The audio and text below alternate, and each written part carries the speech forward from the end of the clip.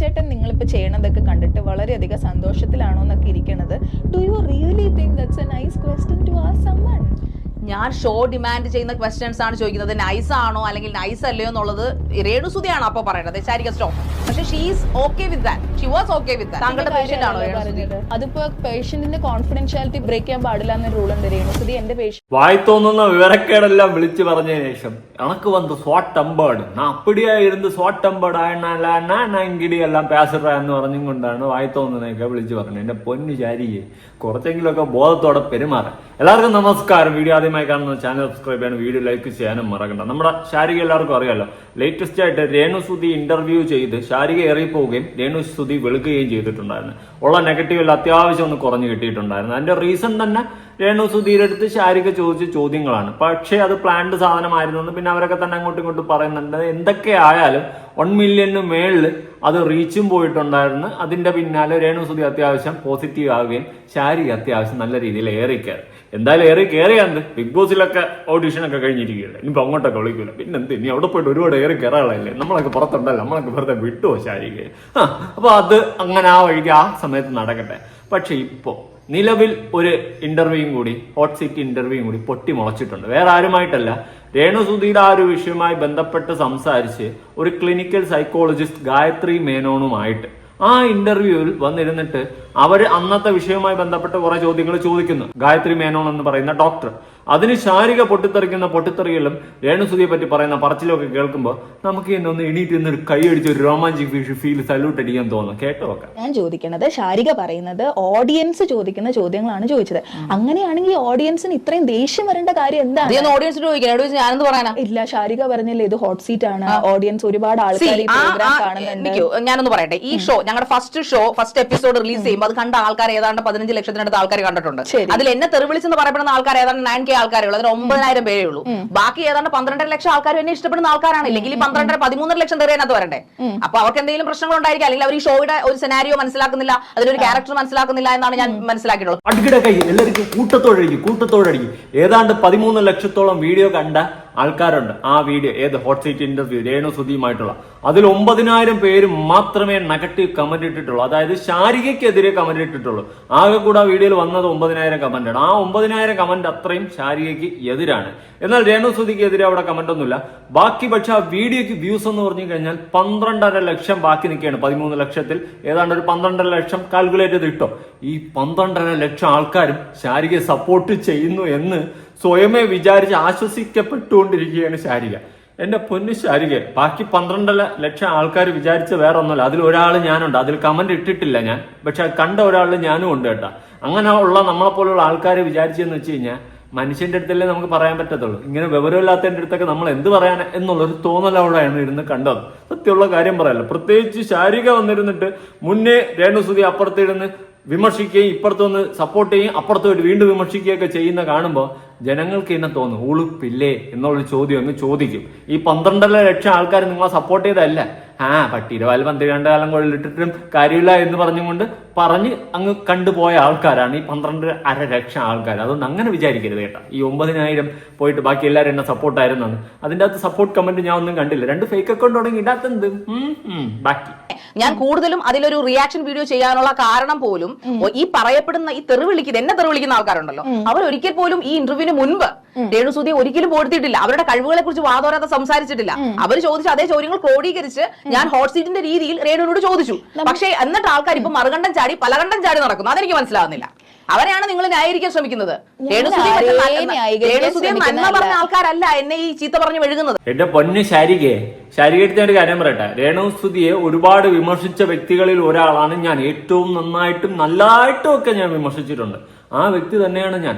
പക്ഷെ ശാരിക അത് പ്ലാൻഡ് ആയിക്കോട്ടെ അൺപ്ലാൻഡ് ആയിക്കോട്ടെ എന്ത് പ്ലാൻഡ് കോപ്പോ ആയിക്കോട്ടെ അവിടെ ചോദിച്ച ചോദ്യങ്ങൾ പോക്കൃത്തരം പിടിച്ച സാധനങ്ങളൊക്കെയാണ് ചോദിച്ചത്. അതിന്റെ പേരിൽ ഈ നെഗറ്റീവ് ഉണ്ടായിരുന്ന രേണുവിന് ആൾക്കാർ സപ്പോർട്ടായി. എന്തുകൊണ്ട് നിങ്ങൾ എന്നെ ചിന്തിച്ചു നോക്കി. എല്ലാം കൂടി ഇറന്ന് വാങ്ങിച്ചു വെച്ചിരിക്കുകയല്ലേ. അപ്പം പിന്നെ ഓട്ടോമാറ്റിക്കായിട്ട് നിങ്ങളെ എല്ലാവരും കൂടി തൂക്കിയെടുത്ത് തറയറിഞ്ഞിട്ട് രേണുവിന് ചെറിയൊരു സപ്പോർട്ട് കൊടുത്തു. അത്രേ സംഭവിച്ചിട്ടുള്ളൂ. ഇപ്പൊ ഞാൻ തന്നെ ഈ വീഡിയോ റിയാക്ട് ചെയ്യുന്ന സമയത്ത് രേണുവിനെ പറ്റിയല്ല ഇവിടെ സംസാരിക്കുന്നത്. രേണുവിനെ ഞാൻ എടുക്കുന്ന പോലുമില്ല.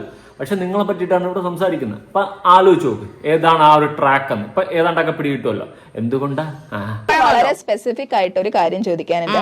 അവരുടെ ഹസ്ബൻഡ് മരിച്ചുപോയി. അവര് ഹസ്ബൻഡ് ഇപ്പൊ സുധിച്ചേട്ടൻ നിങ്ങളിപ്പോ ചെയ്യണതൊക്കെ കണ്ടിട്ട് വളരെയധികം സന്തോഷത്തിലാണോ എന്നൊക്കെ ഇരിക്കണത്.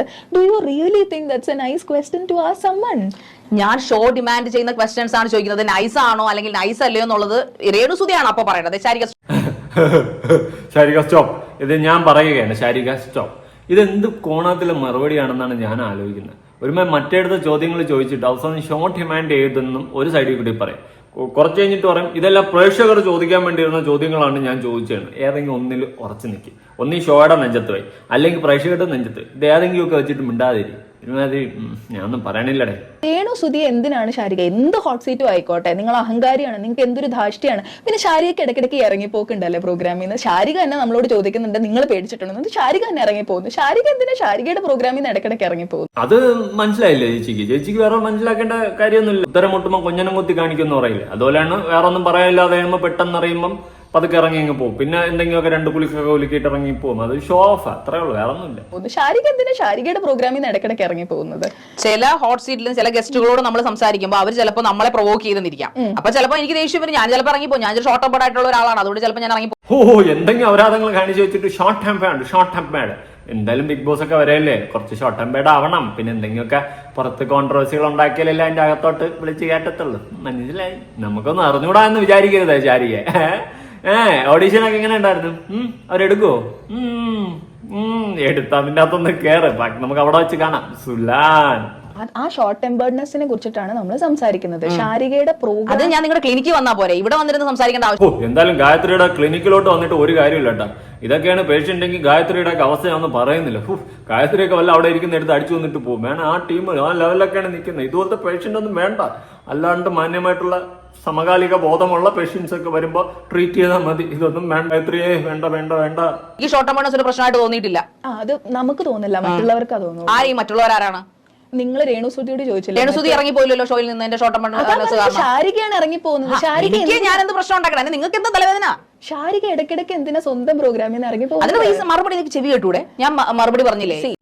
മറുപടി അത് മറുപടിയാണ്, ഒന്നൊന്നര മറുപടിയാണ്. എനിക്ക് എല്ലാം തോന്നി കഴിഞ്ഞാൽ ഞാൻ ആരുടെ ഷോ എന്നൊന്നും നോക്കില്ല, ഞാൻ ഇറങ്ങിപ്പോകും.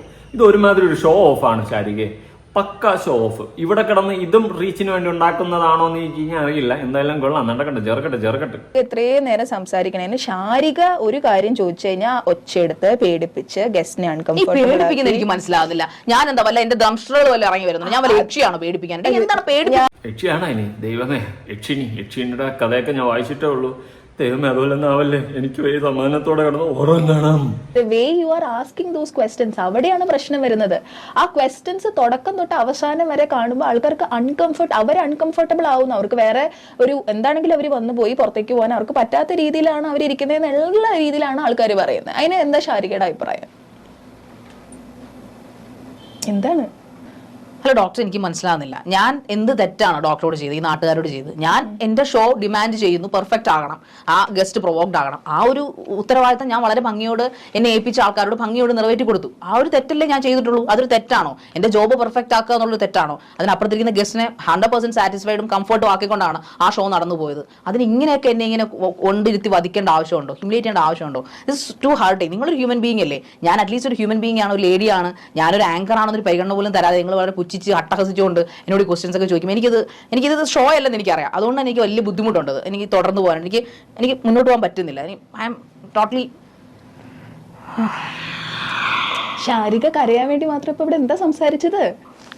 അയ്യേ, ആർക്കറിഞ്ഞ്? അത് നിങ്ങളുടെ തോന്നല. അതൊക്കെ എനിക്കറിയാം പോലും. അതിന് ചെയ്ത് പുളിക്കും. ഞാൻ ക്യാമറ മുമ്പിൽ ഒരു കാലത്തും കരയാൻ പോകുന്നില്ല. ഇതാണ് പ്രശ്നം. പ്രശ്നം നിങ്ങൾക്ക് പുച്ഛിക്കാങ്കി എനിക്ക് ഇങ്ങനെയൊക്കെ കാണിക്കാം. നിങ്ങളുടെ ചിരി ആദ്യം നിർത്തും. എനിക്ക് തീരെ പിടിക്കുന്നില്ല ഏട്ടാ നിങ്ങളുടെ ചിരി. അഭിനയിച്ചിങ്കവേ ഇതുവാ ഇങ്ങനെയൊക്കെ അഭിനയിക്ക അറിയാല്ല. അവള് വലിയ ആളാ അഭിനയിച്ചിങ്കം. ഞാനങ്ങ് കിടുങ്ങിപ്പോയി. ശാരിക ഇനി എങ്ങാണ്ട് കരയൂ. കരയാതെ കണ്ണീർ മുത്തേ കൺകുളിരെ കണ്ടോട്ടെ. ഇനി എങ്ങാണ്ട് കരഞ്ഞാലോന്ന് പറഞ്ഞ് ഞെട്ടിയിരിക്കുന്നു. അപ്പോഴാണ് ശാരികയുടെ ഒരു ഊർജ്ജം ഞാൻ കണ്ടത്.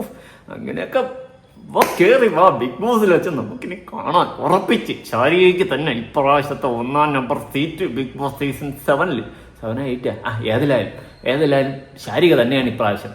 എന്തുവാ ശാരികേ നിന്നെ കാണാൻ താരകം താഴെ വേണ്ട വരണ്ട അവിടെ തന്നെ ആയിരുന്നു. എന്തായാലും നിങ്ങളുടെ അഭിപ്രായങ്ങളും കാര്യങ്ങളും ഉറപ്പായിട്ട് താഴെ കമന്റ് ചെയ്യുക. പുതിയൊരു വീഡിയോ ഇടണം.